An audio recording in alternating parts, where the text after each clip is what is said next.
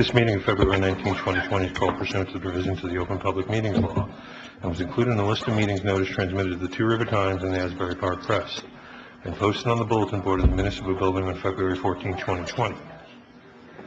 Meeting notices remain continuously posted as the required notices under the statute. In addition, a copy of this notice is and has been available to the public and is on file in the office of the municipal clerk. Official action may be taken at this meeting. Proper notice having been given, the municipal clerk is directed to include the statement in the minutes of the meeting. Now call the roll. Councilmember Braswell. Here. Councilmember Mazzola. Here. Council President Ryan. Here. Councilmember Valkos is absent. Mayor Brion. Yeah, We here. have a quorum, all are present.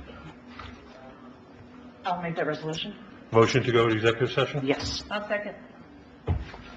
All in favor? Aye. So ordered. Executive session entered at 7:02 p.m. Yeah. This meeting of February 19, 2020 is called pursuant to the provisions of the Open Public Meeting Law and was included in a list of meeting notice transmitted to the Two River Times and the Asbury Park Press and posted on the bulletin board in the municipal building on February 14, 2020. The meeting notices remain continuously posted as the required notices under the statute. In addition, a copy of this notice is and has been available to the public and is on file in the office of the municipal clerk. Official action may be taken at this meeting. Proper notice having been given, the municipal clerk is directed to include the statement in the minutes of the meeting. All rise to the Pledge of Allegiance. Mrs. Bucko, would you like to lead us in the pledge? No, thank you? Okay. I pledge allegiance to the flag of the United States of America and to the republic for which it stands, one nation, under God, indivisible, with liberty and justice for all.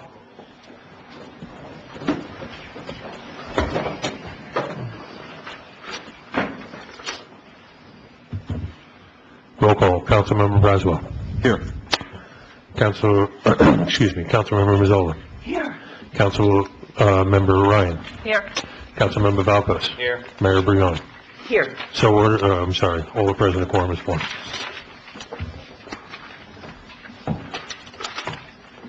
First, we have public hearing and final adoption of several ordinances.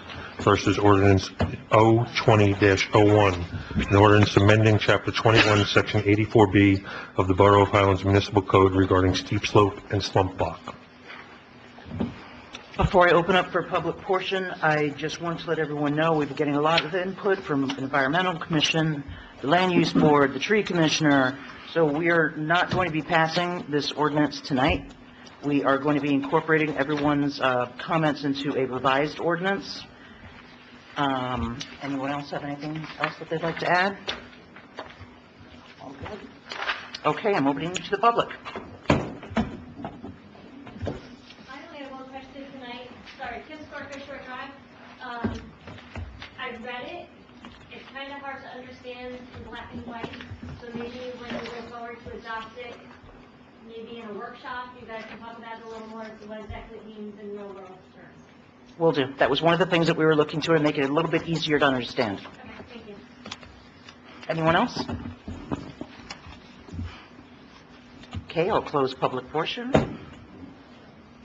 Roll call vote. Councilmember Braswell. Introduce it. I'm sorry.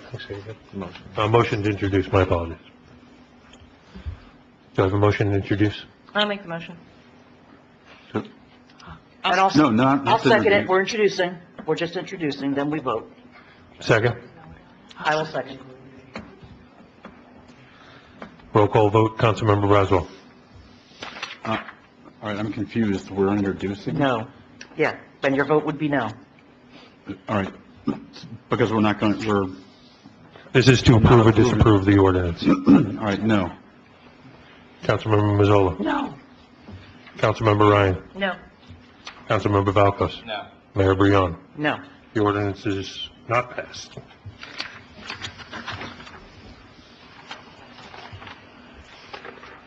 Next, we have ordinance O20-04, an ordinance amending section 4-9.1 of the Borough Code to clarify mercantile license requirements. I will open up that one for the public. Does anyone have any comments? Seeing none, I will close. Do I have Make a any? motion? Do I have a second? Councilmember Brazel. Yes. Councilmember Mazzola. Yes. Council President Ryan. Yes. Councilmember Valco. Yes. Mayor Brion. Yes. So ordered, ordinance passes. Next, we have ordinance O20-05, an ordinance amending Chapter 24-3 of the Borough Code to revise the length of service award program point schedule. Open up that one to the public. Yes, Mrs. Bucko? Carol Bucko, 330 Shore Drive.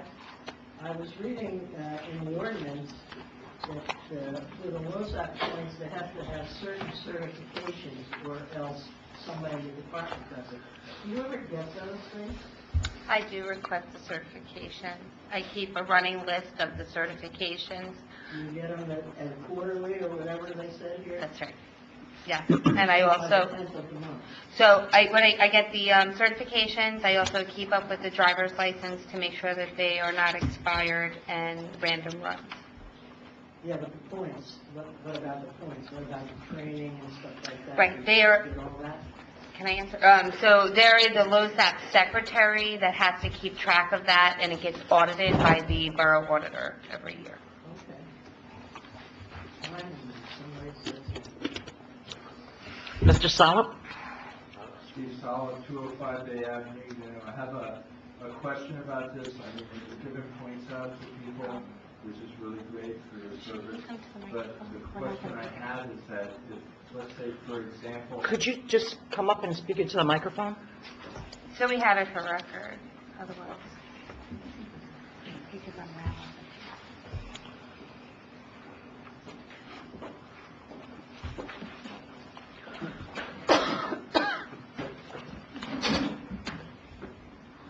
Steve Solid, 205 Bay Avenue. You know, I have no problem with giving the points out and everything to the people that are doing the service for the community.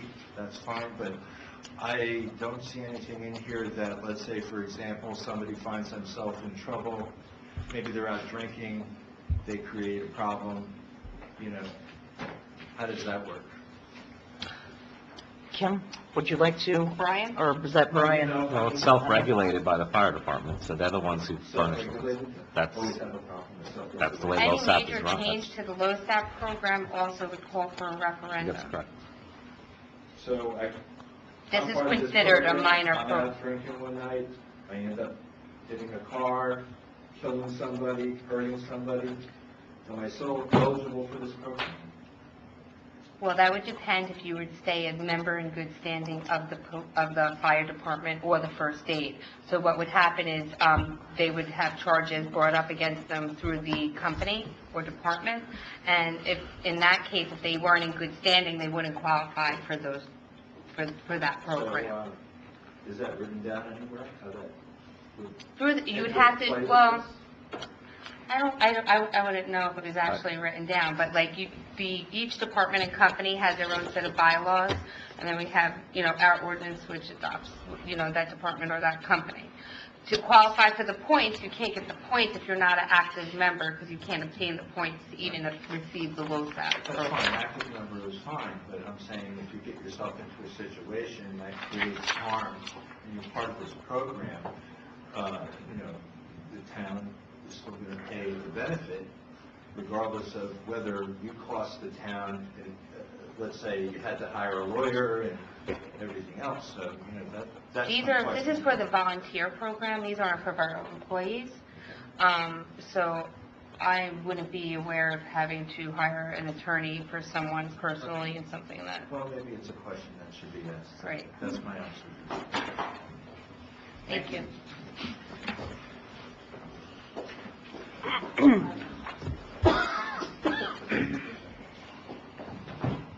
Claudia Dorito, 12 Cedar.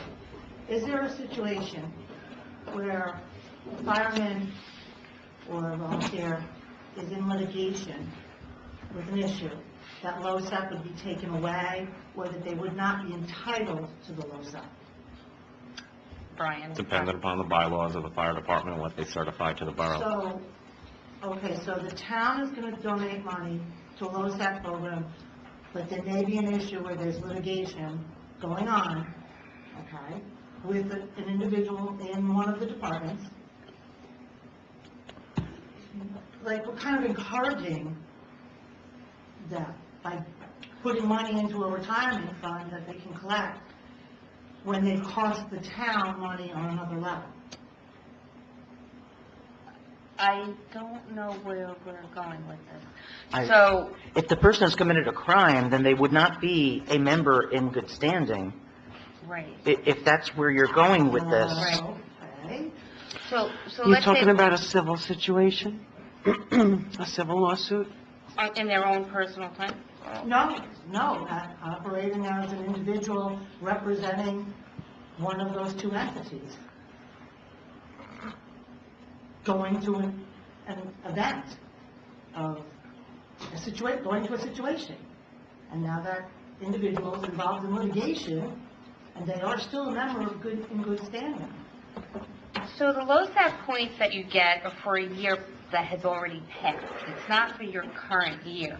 So the year prior, so anything that we would pay this year for LoSAP would actually be for the year prior that they would have gotten their points that they have to get per the way that the LoSAP program's set up. Right. And that's what they're getting the points for.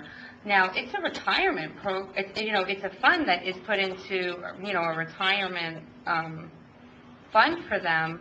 I don't know if we'd have any right to take that away from them. I think Brian I don't answered know. the question. It depends on Yeah. the rules and regulations of the fire And just department. because a civil lawsuit was filed, it may not necessarily mean they're not in good standing, because any type of lawsuit can get filed. As long as, So is As there long a as way for the town to not pay into the LoSAP for any individual that's involved in civil litigation? I don't think so. Not that I'm aware of at this point. if the, And that would have to be written into their bylaws? Well, and then there's So they're also telling the us state how to spend our rules money? for LoSAP. The state makes the rules for LoSAP. Okay. Yeah. And we're just coming in line with the state? Just to Right. correct.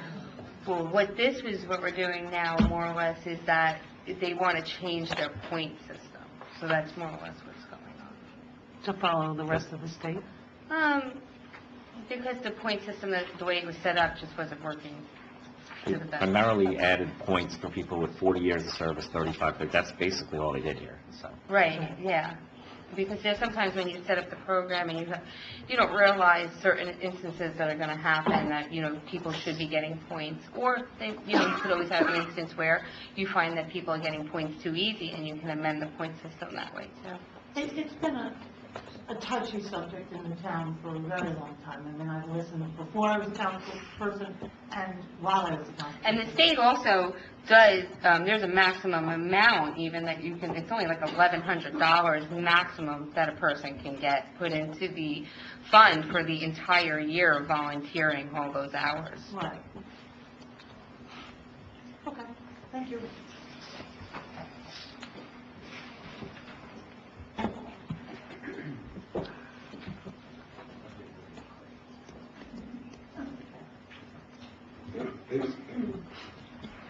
Does anyone else have anything else? I will close the public portion. Do I have a motion to approve? So moved? Second. Roll call, Councilmember Braswell? Yes. Councilmember Mazzola? Yes. Council President Ryan? Yes. Councilmember Valkos? Yes. Mayor Brion? Yes. So ordered, the ordinance is passed.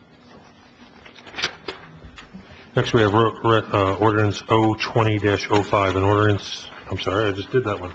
Next one, we have ordinance O20-06, an ordinance amending section 2-8.5 of the Borough Code to clarify eligibility of new construction of certain dwellings for tax abatements. I'd like to open the public portion. Yes, Mrs. Bucko. All right, I know you passed this ordinance already in 2018. But the first, I'm confused by the first thing in 2-8.5. Because Borough Island seeks to encourage property owners to improve their property by offering certain tax incentives, blah, blah, blah. Now, when you passed it in 2018, it was only for new construction. This sort of goes back to the old ordinance, which allowed for additions on houses or something like that. I think that first section is very confusing. It absolutely does not. It only clarifies, this is the ordinance as was adopted most recently, and it only clarifies a loophole with respect to contiguous properties so that they're built 4 single units by the same property owner. So that's not someone building 2 and then 2 and saying, hey, I could qualify for this exemption. That's all this does. But and you can see the changes, that's the only change. The same property owner, you mentioned that several times, you added that several times. Does that mean that these $1 million homes that they're building around this town, those people are not entitled to a tax abatement? The people that buy the homes are not entitled to a tax abatement? I don't understand. I don't know. I don't understand the question.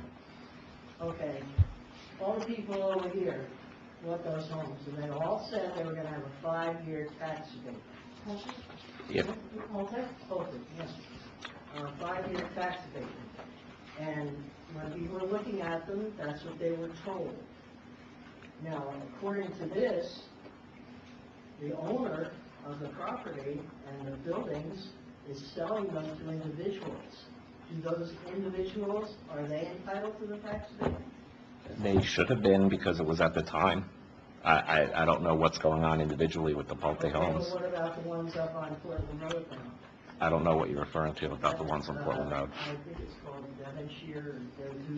They have strict timeline guidelines when they have to file within 30 days of completion of the construction, so for the application to the tax assessor. So I wouldn't know when or if they filed for an abatement.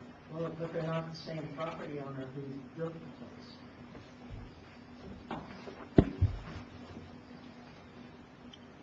No answer. I don't know that that's I didn't know that was a question or a statement. Well, in each thing it says the same property owner can get the tax abatement. But if I go and buy $1 million house on Portland Road, am I going to get the tax abatement, or is the guy that built the house getting the It should be passed on to the owner by the developer, but you just have to qualify on this. This was just to close a loophole, as I said, whereas previously it could be 2 different builders building 2 and 2, hence saying it's contiguous. I don't quite understand it, but Carol, the way I understand it, the property owner / builder that qualifies for this, 4 or more newly constructed dwellings, they'll qualify for it, but you don't get it until the project is done or until a dwelling is done, and then they sell it, and that goes on to the purchaser. Right. well, I would hope so, but, you know. So the builder doesn't really see the benefit other than maybe it adds to the sellability. Kim, do you want to answer? So as I believe, what happens is that the builder, when the project is complete, as the borough attorney has stated, has 30 days to file for the tax, complete the paperwork. That then is tagged onto the property itself, not the developer or the actual owner. It goes block and lot and it's filed. If the property is sold, it then carries on with that blot and lock. The ordinance that we're dealing with tonight is if someone were to have a development and have 2 properties that were maybe, let's say, Bay Avenue, and then the other 2 are up on Portland Road, it's not a continuous development, right? So that's what this ordinance is addressing tonight, is the fact that, or better yet, if there is a development on Bay Avenue and one builder builds 2 houses, another builder builds 2 houses that are next to that, that's not a continuous development. Those are separate projects. So they wouldn't qualify for an abatement because it is not the same builder. But if they are new properties, new buildings, they should qualify because that was the specific thing that was deleted in the old ordinance. In This- the old ordinance, if you put an addition on your house, you've got to... The very first ordinance that dealt with abatements, right, correct. And then we have the one, In 2018, the one in 2018 is the same as this one. But the Right. very old. right, so this, the 2018 one, what happened was, we had to clarify to make sure that, if Kim Gonzalez was building 3 homes, and then someone decided to build a home next to the 3 that I just built, that person that built that one home didn't get the abatement because 4 homes were then built. You- Understood? You are Am I correct. explaining that? In- Does it say that in the You ordinance? are correct. In 2018, most residential abatements were eliminated from the ordinance, if you Right. recall. So you are absolutely correct. This is the one exception that's here. But it doesn't say this, an individual builder can't get it? You have to have 4 or more single-family homes? That's the exception that was put in. Okay. You say so, I'm not building anything anyways. Does anyone else have anything on this one? Okay, I'm going to close the public portion. Do I have a motion? Yes, you have it. Second? I second. Motion by the mayor, second by Councilmember Mazzola. Councilmember Braswell. Yes. Councilmember Mazzola. Yes. Council President Ryan. Yes. Councilmember Valkos. Yes. Mayor Brion. Yes. So ordered. The ordinance passes. So we have resolutions. Resolution R-20-077, formerly R-19-283, a resolution to authorize a place-to-place transfer, extension of premises of liquor license 1317-33-019-012. And I think council is here to better articulate what their client is proposing from when they were here on December 4th. Hi there. Can you please state your names and firms for the record? Rich Naska, ski law firm for the applicant. Good evening. My name is Catherine Kim from Clear, Jacoby, Ferry, and Jacob. Thank you. Thank you for having us back. Appreciate the opportunity to come back. I know after last meeting, there was a little confusion as to what we wanted to do and what our plan is. We figured it'd be a good idea to come back in and lay it out for you. To start with, this is the Seafarer for the benefit of the people here on 1 Atlantic Street. And we currently, before the council, have a expansion of liquor license application pending. For whatever reason, I think it's important that I clear up that we're not seeking to expand the license. The premises are staying exactly the same size. The footprint is remaining the same. I mean, I have a quick diagram, I know you're probably familiar with it, but the actual footprint of the liquor license is remaining exactly the same. What we are intending on doing, we have a building on the premises that for the last 4 years, I think since 2014 when we originally got the license, was used as storage and an office.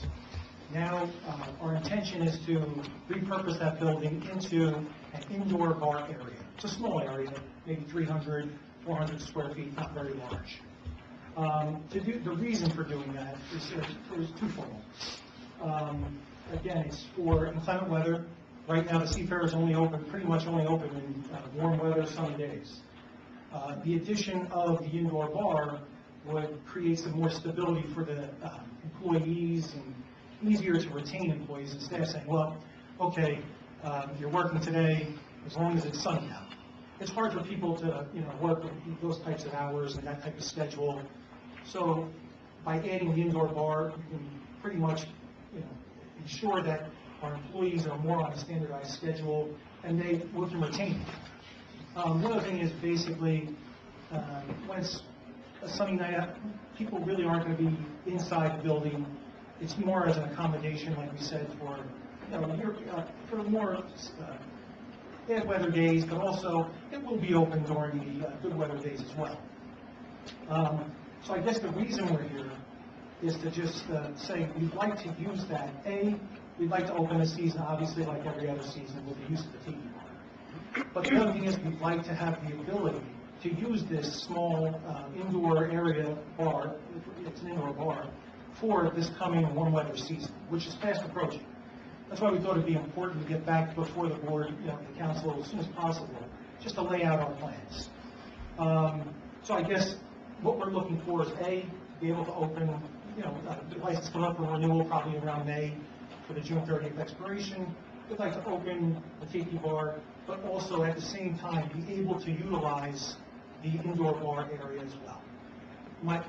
My contention is that we don't actually need the license expansion because we're not technically expanding the license. What we are doing is repurposing the already existing building within the licensed premises. To do that, I mean, we could do it a number of ways. I've spoken to the city attorney and the municipal clerk who have been very helpful. We could either withdraw our license expansion application and resubmit an amendment application, or we could, again, go forward with the license expansion application, even though we're not technically expanding the footprint, and clean up some of the issues on the license application. Those are some of the things we could do, but generally, that's why we're just to, again, expand the services offered at the Seafair, for those reasons. Okay. Mr. Nesca, I know that you and I spoke, and the application in ABC does call it a place-to-place transfer expansion of premises for lack. That's what they qualify these, and the building was never utilized for service of alcohol in the past. And I understand the borough clerk did confirm with ABC that that is required to have it as an expansion of premises place-to-place transfer, which is on the current application. I'll disagree with that, but okay. Understanding that as long as it's understood that we're not actually expanding the licensed premises. Yeah, we didn't create the language. I'm not suggesting that. I'm not saying we are. I'm just, like I said, we're here to work something out. Right. We still have some time before the season starts. So. And I think part of the confusion stemmed from perhaps your clients understand that right now they don't have approvals through the land use board to operate in that building, because when they went before the planning board in September 2015, they intended to use that structure at the site for laboratory purposes. And there's several conditions which I believe your clients understand they would still have to honor until they get relief from the land use board, right? That would include operating the tiki bar from mid-May to mid-September. That's all they're permitted to do at this point. They have to use the air. They're allowed to use the air for boat storage during the months in between and during the off-season. They're permitted to have a maximum of 12 boats stored on the property during the time period that they're operating. They're allowed to have 26 seats at the tiki bar with 29 tables with seating for 4 patrons per table at the deck area. Those are all current conditions, and I understand that your client will be going before the land use board seeking certain relief.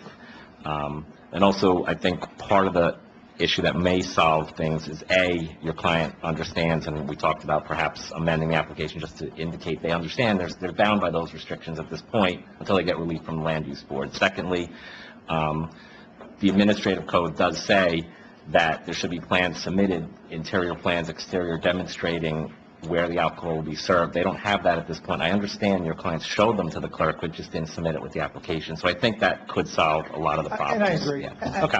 And I'll say this, I'll say 2 things, and I'm going to turn it over. I know my limitations, and we have somebody here to deal with the land use issues, but just sticking with the liquor license, I'll say this. Going forward, if we agree that it should continue to be a expansion application, we will submit to you detailed floor plans and diagrams and plans. Well, even though for an amendment application, we would not have to do that, but we're willing to do that. And I will also say that just for the benefit of the public here and for the council, the occupancy is not going to change. The amount of tables and chairs is not going to change. It's going to be redistributed throughout the unit. And now I'm going to turn it over, just as I said, just to touch on some of those land use issues. So I understand that the resolution you're referring to says that, the tiki bar is limited within the certain time periods of mid-May to mid-September, but the resolution also states that the bar and restaurant area is limited within seasons from 11 to 11. And that's what we're really ultimately doing, is that we are sticking by the conditions of the resolution and the approval that the owner and operator of this restaurant has first obtained back in 2015. Ultimately, what we're trying to do is we have no problem submitting site plan applications to open this for year-round, so that we can extend our spring, summer use to now winter use as well, year-round use. And we have absolutely no problem submitting site plan applications, but for, obviously, that would be to expand on this resolution back in 2015. They already approved the bar and restaurant use that is currently existing. Well, So- when you say currently existing, they didn't approve it for that building, which is a laboratory. They approved it for a limited period of time. They set forth boat storage, and this isn't an issue for the council now, the parking, right? Because right now, from what I understand, and if you take a look at the site, most of the spots are taken up by boats, right? Boat storage is not necessarily going to be an issue in the summer months when the boats are out in the water. So, but that's a land use issue. That's not really before the council, right? That's not before the council. That's for the land use board. Oh, yeah, we have the, Yeah, yeah. we're And- not asking the council to, Mhm, right. you know. The only thing before them is the expansion of the Exactly. liquor license, and, and like I said, with council, we spoke about trying to just better articulate what your client was looking for. Yeah, and I just So. wanted to reiterate Mhm. that the owner and operator has no problems going before the land use board in order to expand the periods to which they can operate the bar and restaurant going forward, so that, they don't want to create any more problems. They want to abide by the local ordinances and what's best for the town. Thank you. So how much time would you need to get the plans if they table this either 2 weeks or 4 weeks? How much time do you think you'd need? So we already have the plans all prepared, so it's a matter of filing the application. So we could, expedite this, and hopefully within 2 weeks, we can have it in front of the board administrators, so that, we can go through a completeness review. Okay, but I'm just referring to the plans of Oh. for the For the liquor renovations. license, we have the plans, we could have them to you within a week, within a couple Okay. days. So then why don't I make a motion to Table table this. this to the next meeting? I mean, I can submit them to you right now if that's appropriate. We could hand But we don't have, We don't have I mean, time. for us to go through them and look Oh, at them. okay. That's why I'm just saying, yeah. Yeah. But if we table it Right. for, And- till the next meeting, And certainly your clients would abide by Right. the current restrictions. And they got a letter from the zoning officer, too, advising them of that. So, regarding the zoning officer's letter, I think it was, we were referring to the use of the bar, the indoor bar portion when it comes to the upcoming summertime. So we wanted to also clarify that whether or not this use in the indoor bar area would be permitted during the summertime. I know that the resolution does state that the bar and restaurant are permitted during the seasonal uses, so I just wanted to clarify or ask the council to consider whether or not the indoor bar area would be permitted. I think the zoning officer is the appropriate person to address that when she said that approval for operation of a tiki bar on the site from May through September, the resolution does not address the indoor bar area. So that's where she said year-round use of the facility as a bar restaurant requires amended site plan approval. So that should go before the land use board. How about if it's not year-round? In other words, if we agree to just use it for the summer season, which we feel we have the authority to do. This is listed as a laboratory only, so. Yes, it is. I honestly, you said at the last meeting you had zoning officer approval, so I... We do that. No, you don't. So there is some... It's listed as a storage area, not as a laboratory. You actually don't. I have to go.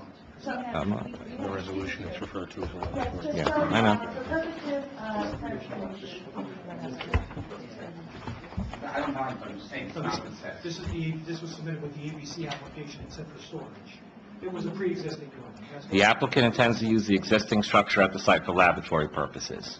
That's right in, That's the other structure. yes, on the other side of... There's another laboratory building. Those both buildings that would be used as bathrooms. There's two. There's a little bit of a confusion there. Mhm. It's There's four no, bedrooms. yeah.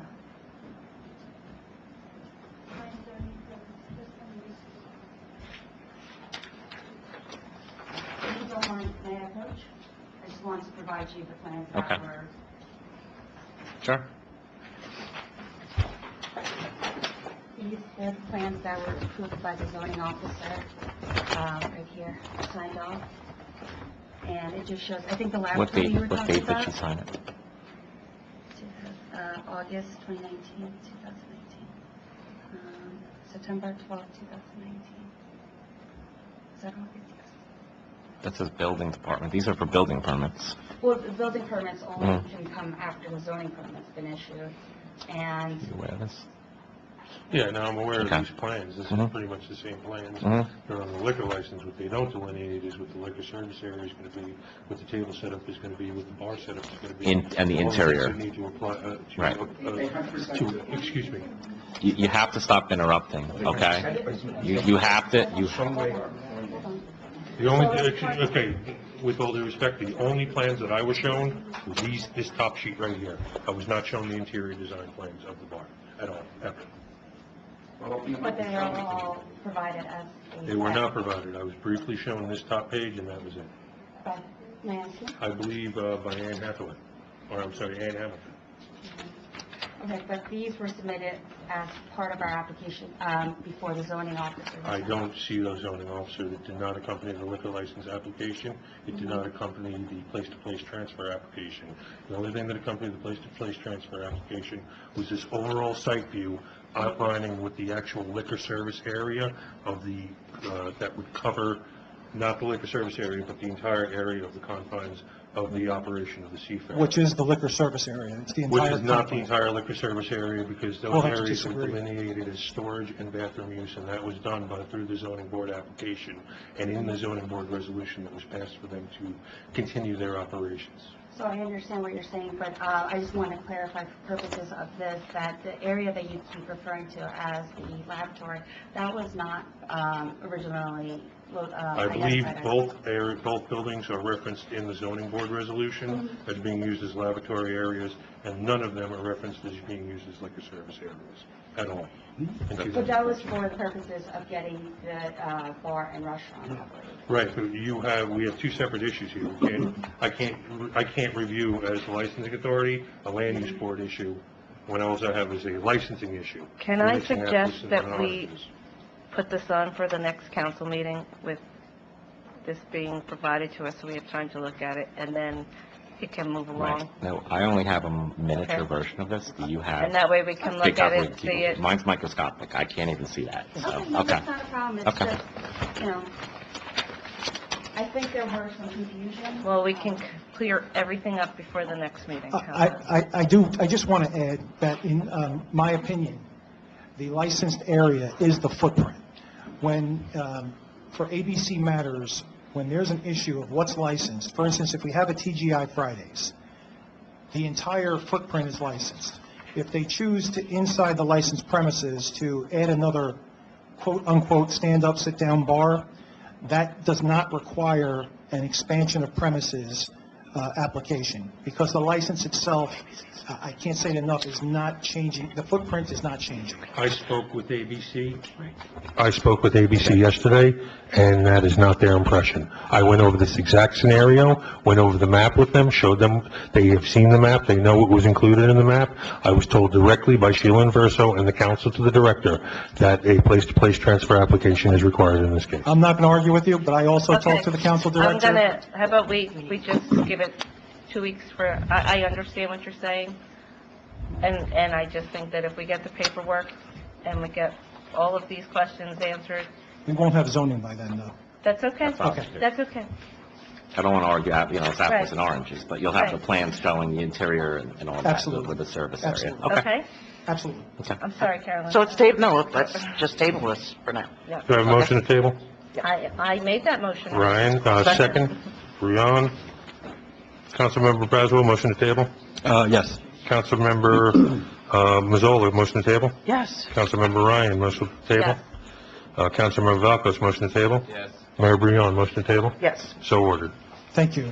Thank you. This is tabled until the meeting of March 5th. That's the next I'm sorry, meeting. March 4th. Thank you. Thank you. Thank you. See you then.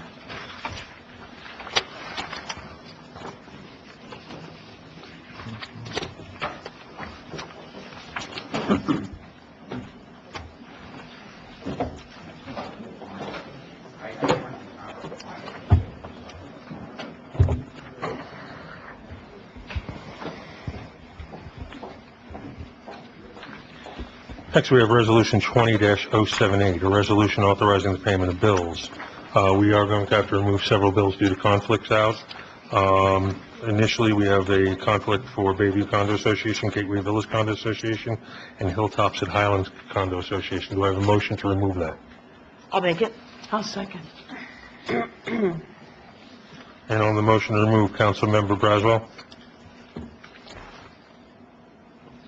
This is to remove the three condo yes. association bills. Yes. Councilmember Mazzola? Yes. Council President Ryan? Yes.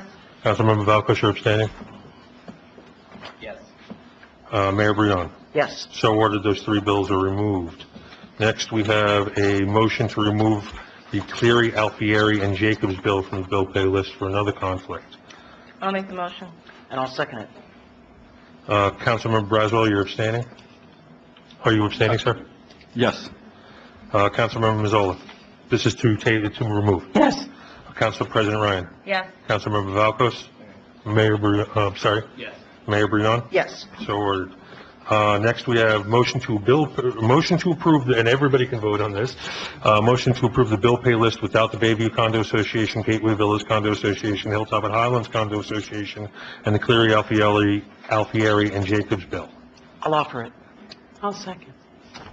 Councilmember Braswell? Yes. Councilmember Mazzola? Yes. Council President Ryan? Yes. Councilmember Valkos? Yes. Mayor Brion? Yes. So ordered. Next, we have motion to approve the Cleary, Alfieri, and Jacobs bill for payment. Councilmember Braswell, you're abstaining? Abstain. Councilmember Mazzola? Yes. Council President, I'm sorry, I needed a, Motion. I'll offer it. thank you. Motion by Mayor Brion, do I have a second? I'll second it.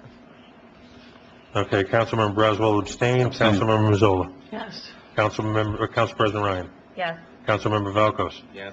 Mayor Brion? Yes. Next, we have a motion to approve the Bayview Condo Association, Gateway Villas Condo Association, and the Hilltop at Highlands Condo Association bills for payment. Do I have a motion? I'll make the motion. Second? I'll second. Councilmember Braswell? Yes. Councilmember Mazzola? Yes. Council President Ryan? Yes. Councilmember Valkos, I assume you're abstaining? Yeah. Mayor Brion? Yes. So ordered.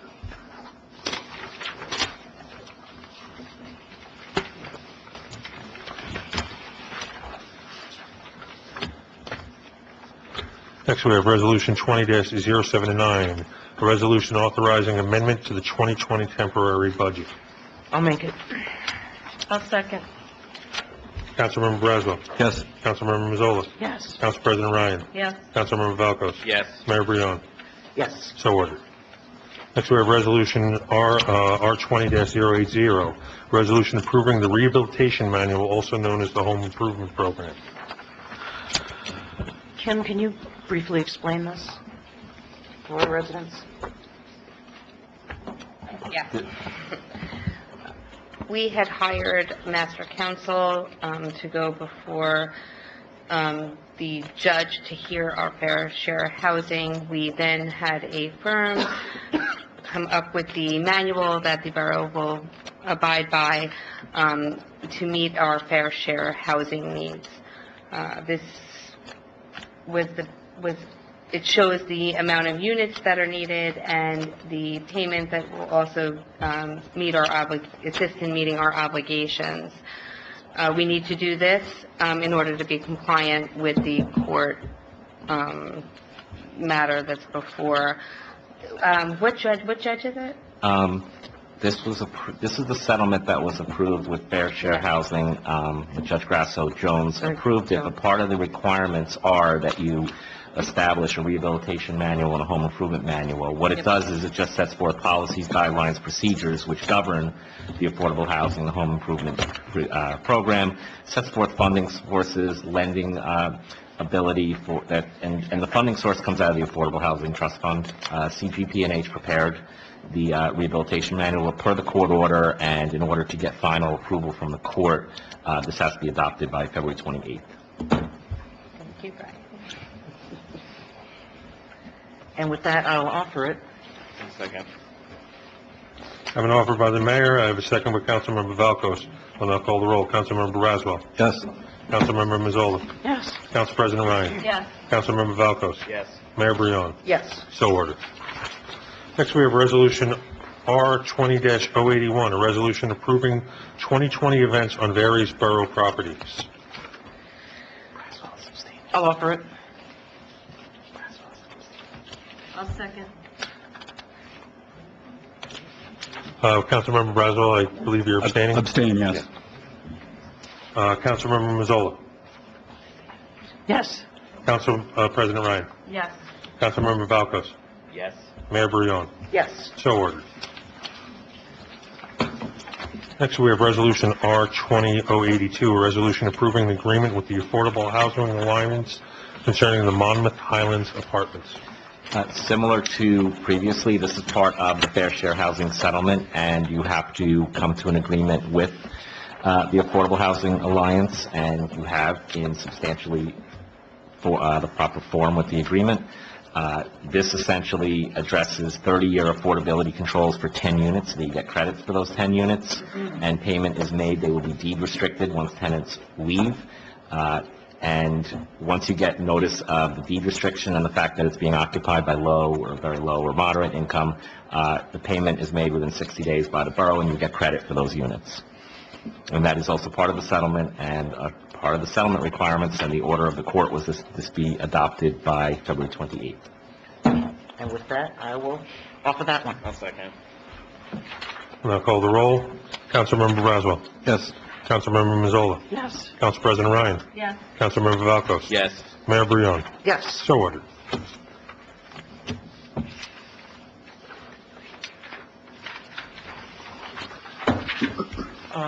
Did anyone have any committee updates that they wanted to update the public with?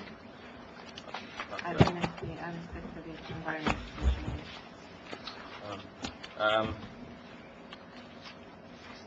It's all about the steep slope. It's all about the steep slope. No, not really. All right. No, we You meet got at the end at the end of the month, right? Okay. Kim, did you have anything? We did receive our Sustainable New Jersey bronze plaque in the mail, so that will be on display at 42 Shore Drive. Again, thank you for everyone who worked on that. I want to say that the Recreation Community Center has been diligently working on getting programs set up for the community, and I'm excited about that. For next month's meeting, for workshop, I'm looking at having Heartstrings Music and the Monmouth Arts and our Arts Council all come, because I would like to see a collaboration take place with those three organizations in town and utilize our community center. That's just about it for me right now. We have an You have the event March coming up 7th. I'm sorry? on March 7th. We have an March- event right.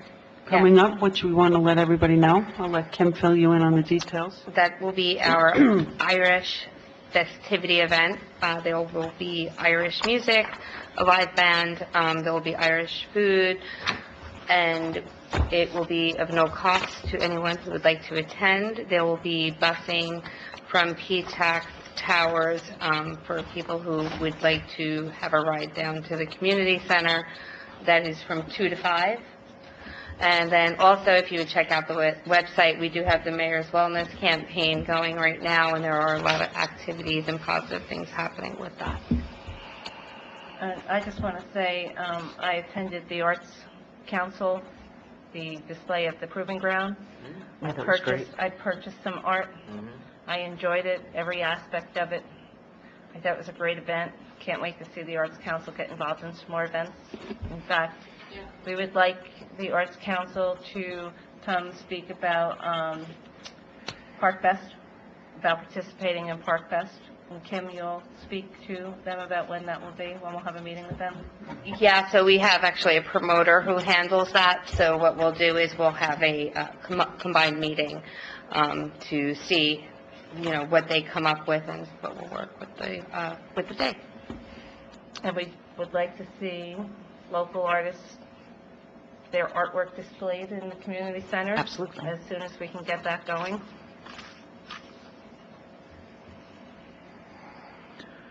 And I promise not to poison you for St. Patrick's Day. Me too. No, Of course not yet, not yet. Did you have something, Linda? No, I said I won't poison anybody either. Good, good. That No. might be... The last thing that I just wanted to add before we go to public portion is I had a very good 3-hour meeting over at Monmouth Medical Center, and they have offered a lot of support for both the wellness program that we're doing, also to help the first aid squad in any way that they can do that. You're going to see a lot of health screenings, eye screenings, blood pressure, A1C. They have a nutritionist that's going to be coming here as well to do a chat with everyone and possibly prepare some dishes. So we're really looking, ever since that they consolidated with Robert Wood Johnson and Barnabas Hospitals, they now have a much bigger initiative of community outreach. And if all of these programs that we can get free to the residents, all the better. So they're offering, and I'm accepting. And Doug, unless you have something, it will be public portion. No formal report tonight. Very quickly, and a quick update on the North Street stormwater pumping station. You may have noticed your Public Works Department was able to coordinate the swap from the temporary diesel pump to the electric pump while the permanent pump is being manufactured. Our office will be out on site shortly for physical ground survey, topography, and establishing right-of-way limits to see where we have available space for upgraded controls, compliant with current flood elevations, as well as a geotechnical outfit to advance some soil borings as well. Great. Thank you. Great, thank you. All offered up to public portion. We've now moved the microphone.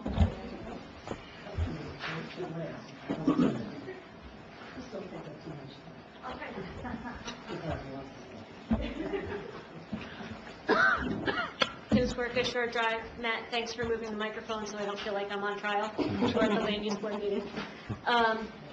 I've been speaking with Sam McCarthy. She and I are pretty close acquaintances, and we've been talking about the skate park. And she said the one thing she needs to move forward is a blessing from the town and the council, preferably in writing, so that we can move forward with the nonprofit registration, opening a bank account, and getting the fundraisers together. So This is for Tommy Hawk?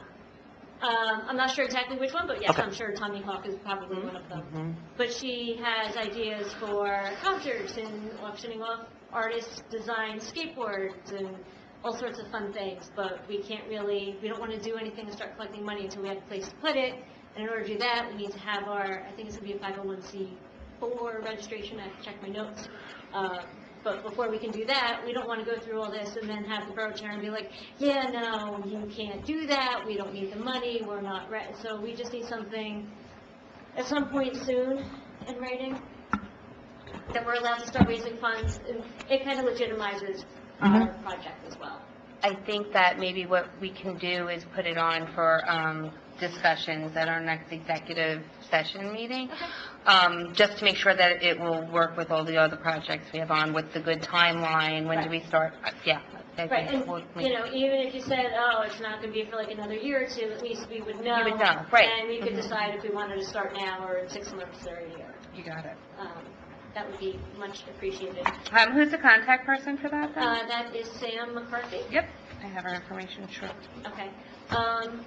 I just want to touch on something that was discussed last week. We were talking about the possibility of turning the park at Miller Street into a dog park.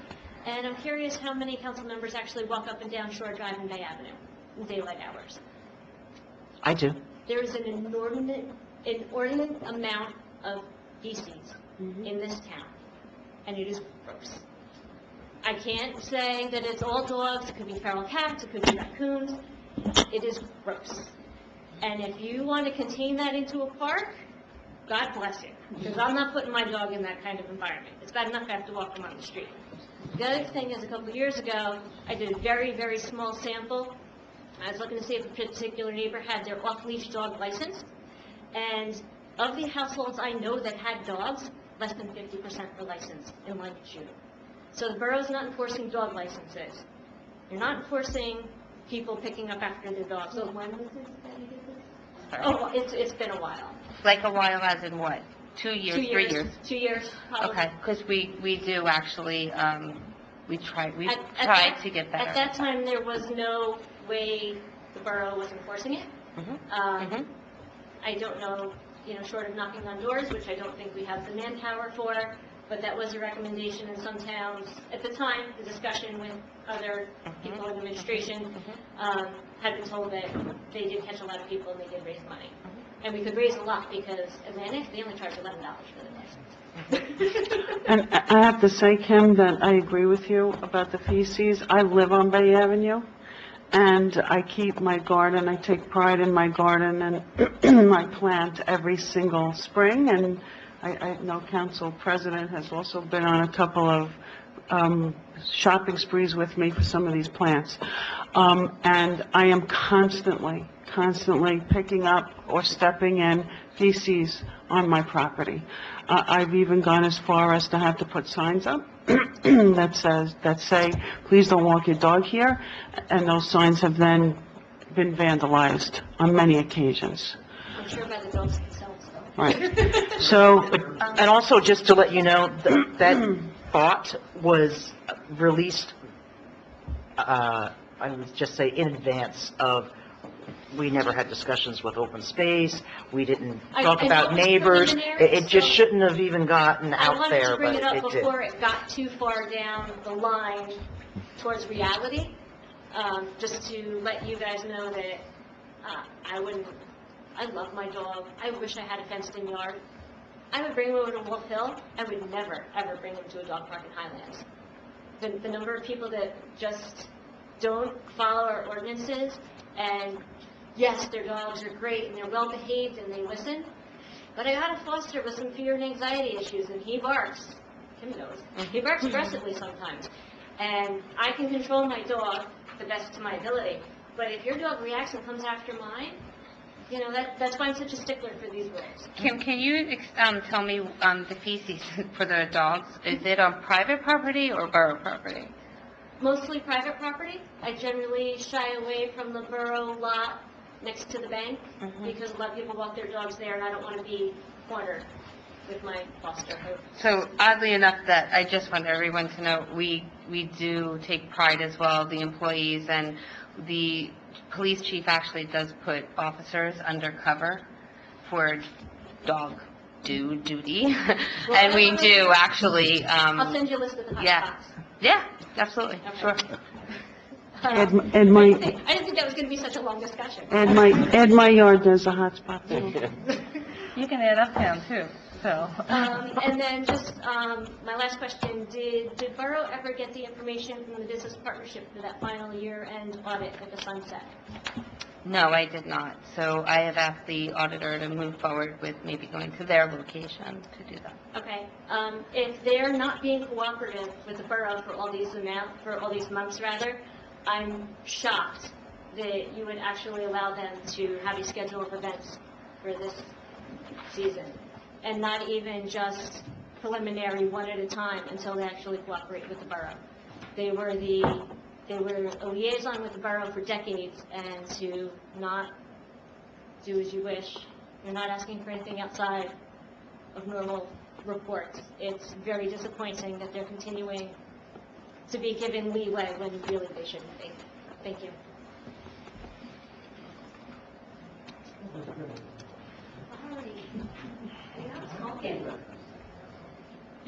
She can stay. Ms. Butler, do you want to sit here? Do you want to come over? We can. Okay.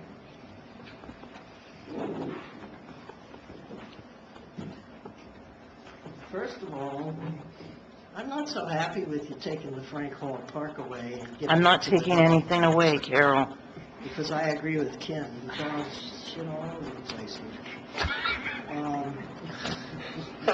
Also, I thought, I may be mistaken, but I thought the bid was finished in town. Now, all these events that you have listed on here, there are only about 2 that are not run by the Highlands Business Partnership. And my question is, they're making money from them. And are they paying for the services of the town that they get, like the police, first aid, fire department? We always have those vehicles and stuff out for the parade. We have them out for the Clam Fest. We have them out for all that stuff. And a private entity now, which is not subsidized by the town apparently, I don't know, I've been sort of out of commission for The bid, would you like me to answer the question? If I don't think I answered the question, but, yeah. You asked if the bid was still, the Oh, bid? okay, yeah. The bid no longer exists as the District Management Corporation connected with the Borough of Highlands. Okay, so. The 501c3 that is the Highlands Business Partnership is still a private charitable organization Who do they give the charities to? that goes back into the events that bring people into town. Oh, come on. Listen, I brought them on the journal here. Do you see all the wonderful things that the Rumson does with their St. Patrick's Day Parade? They give to organizations, needy organizations. 4,000 people attend their St. Patrick's Day Parade. We get 45, you know? So, it's not working. It's not working. And I think that a 501c3 or whatever should not be making money off the backs of the Highlands residents. And that's what's happening. Because if, they've been making money all this time, and I don't think it's fair. They've been, the bid is gone, the Highlands Business Partnership is now in charge. All but 2 of the events you approved are actually Highlands events, the Garden Club and the parade, the VFW parade or the American Legion parade. Those are the only things that Highlands should be running, and yet the and the HBP does not run the VFW Memorial Day parade or anything. No, the veterans do. Well, those are the only 2 events that they don't. So why are we... No, there's a lot of other events that the rec department and Ms. We got 12 Gonzalez events works here. on. 12 events here. Those are events by outside agencies. Okay. The other But events there- that go on during the year, like all of the concerts and the bonfire and Highlands Day, Oh, we I don't know need to that. give ourselves permission to do things on borough property. We only need to give outside entities No, I the okay. understand that, but why are we giving all these things to one entity, which is supposed to be a charitable entity, and they don't give anything to charity as far as I know. And as a matter of fact, we were the ones that helped Rumson start their St. Patrick's Day Parade. because ours is so successful. No, not because ours is successful, because they want to know the cost. They Okay. want to know the cost. All right. But, anyway, I think that, I think you ought to rethink that, and I think you ought to charge them for the police, the garbage, 2 garbage trucks sitting in the, So should we charge the veterans for the memorial parade? Because I don't think we should. you don't think you should what? Charge the veterans for the memorial No, I parade? don't think you should, because that's a public service organization. Absolutely. But they're not making money. So the Garden Club is a charitable organization. I don't think we should charge the Garden Club to No, have I their don't flower think so, sale. but those are the only 2 things on there that I think you shouldn't be charging for. The rest you should be charging for, because they're making a lot of money on that. And don't tell me they're not, Carolyn. And are the businesses still being taxed for? No, they are not. No. They are not, okay. The Okay, businesses well- are voluntarily giving money to the organization. Who? The businesses are they're voluntarily either giving money or not giving money. It's up to the Well, business. that's fine, but then the HBP is making money on the events that the businesses are contributing to, and that's up to the businesses to decide whether they want to do that or not. And that's exactly what's happening. Do we have any ordinance or anything about I don't know what to call this, soliciting in Highlands. Yes, we do. Okay, on the 14th of February, we had an energy company come around very late at night. Yes. I don't know if it was all over town, but it was certainly in our complex, which is Carol. Bayview. Carol, it was on the 13th. I actually called the police. Well, I got the email from the residents on the 14th, so. Yeah, they did not get a solicitation permit from me. But they came around, I don't know what time they started, but one resident said they came at 7:45. They came to our house about 8:30. That's not a proper time for people to be solicited. Yeah, they weren't licensed to do that, so I apologize. Linda, did the police department, did somebody come out, the police? So I called and I gave them the report and the description, and I was watching the person go from home to home. I was not contacted by the police department. Normally, I would be, because I've had to call for other, but it appeared to me that someone had already called prior to me calling, so they were already aware of the situation. But the first thing I did was call the police, and I think that is the right thing to do, and I think that that's what we should That's what people Sunday. continue to do. And I would also like to point out that I listened to your last meeting, and one time when you were speaking, Carol, you had your hand over the microphone, so nothing could be heard. Rosemary, I can never hear you. I'll turn this up. That's shocking, but okay, I'll turn it up. I can never hear you. So, although the tapes have improved, they're still very needed. Carol, I think that you're going to see that there's going to be a change. There was actually a microphone defect, we found out, after the company. That's because I unplugged it. No. I had a good time watching the closed captions, because what they did to your names was wonderful. Oh. Absolutely wonderful. Thank you. Are you going to settle that about the police stuff? Police stuff? What do you mean? Yeah, about for the police for the parade and for all the events that you're running here, or that you're not running, that the HPP is running. The borough is currently working on a fee schedule with the DPW superintendent to see how much it does cost the borough, being that they are union workers, and we will include fringe and such, and we will come up with a schedule and see who's going to be paying for, services and who would not. I also noticed that you did away with the recreation committee. And, okay, they were an advisory committee, maybe, I don't know what they did, because I never got involved in that. But, I think that they would be very helpful in running the bonfires and things like that. I don't know why you did away with them. Look at our needs.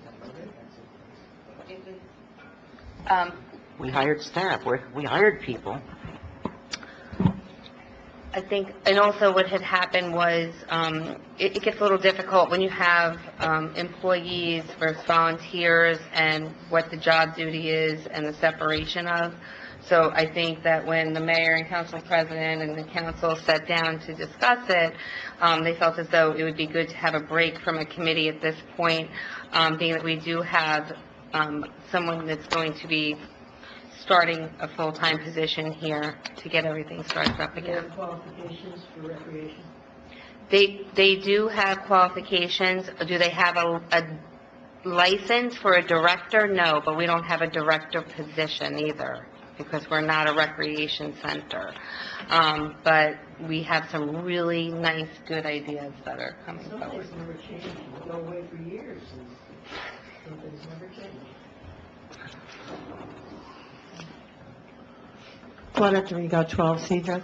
I think, to follow up what Carol was asking, is there a formula that you're going to use for the police overtime, for the DPW overtime, so that the taxpayers know that they're being adequately reimbursed by events that are, by people that are running events, not just HPP, but any event. Any event. Actually. Correct. You know, that it's not coming out of the taxpayer's pocket, but rather, So the schedule that I have distributed, what it does is it's for facilities, it's for employees, and it's also for equipment use.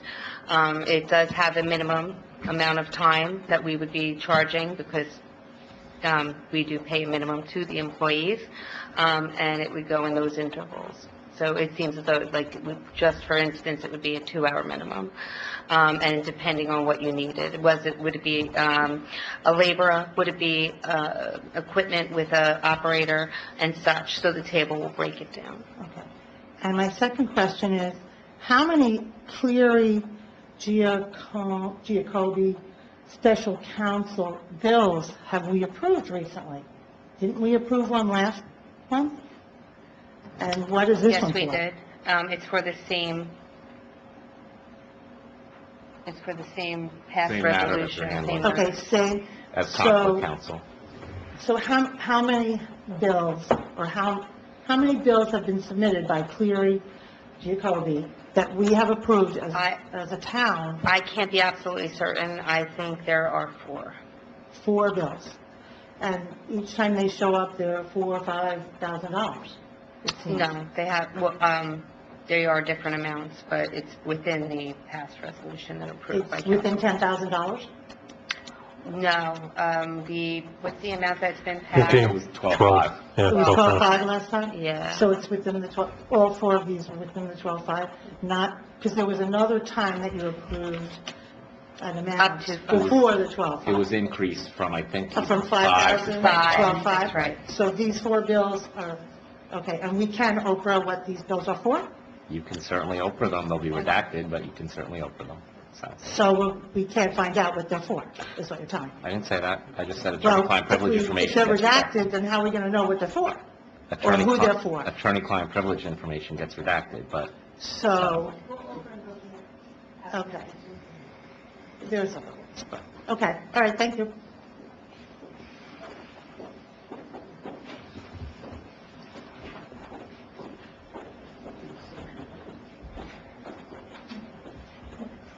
Steve Solid, 205 Bay Avenue. I agree with the dog park, by the way. I mean, I think we should put more focus on first aid squad before we go ahead and anything else, you know, just in case I have another heart attack here. Steve, I just volunteered. I just think. We were talking about a trach. No. This is my first test. No. You know, I mean, it's one of the fundamental, you know, necessities of a... We are what a town is supposed to right. be So like. just so you know, we are in talks. We do meet with the first aid, and we... And I met with them for an hour today. And they've got 6 new members, and they're very excited about it. I've got another donor for them, and they're very excited about that as well. We're working on first aid. Very good. That makes my heart flutter. None of that, no fluttering. So anyway, I wanted to go back to, I guess, what Carol said about the HPP and the fact that they've been dissolved and they're not the business, the management company. They're not dissolved, it's a private organization. Well, they're dissolved from being a management company. Yes. Okay. I just want to know if there was any memo that went out to the business owners or the town to let everybody know that they're no longer representing the town in that capacity? I think the ordinance speaks for itself, where it said that Yeah, they're but, you no know, longer we're the all privy bid. to the ordinance, I mean, you know. Published. I mean. Ordinance is published, Okay, so. then I guess I'll write a letter to the business owners. The other thing I have to say is that as I look at the schedule, it seems like I don't get any kind of reward for putting them out of business, you know? The fact is that it's really the same old thing all over again. You know, I think I had mentioned that I would like to see, for example, the farmer's market kind of be spread out through the town so that the businesses in the different parts of the town can benefit from the traffic and the visibility. So it looks like everything that we learned about not reporting income and embezzlement with tax dollars, we haven't really learned anything, you know? And, you know, Carol, I know you're part of that, so, you know, I mean, I think we need to start making some better decisions as far as the community is concerned and the business people. I mean, this is the same thing that it was. All the ex-board of directors are going to benefit from the same schedule of events. So what do we do? What did we do? You know, I mean, they're paying for services, the services aren't being paid for. You know, I have no problem charging everybody for the services, and if, you know, the VFW or the American Legion wants to take a fundraiser to pay for those services, I'll be the first one there to pioneer that. But, I mean, I'm really absolutely disappointed, Mayor. Thank you.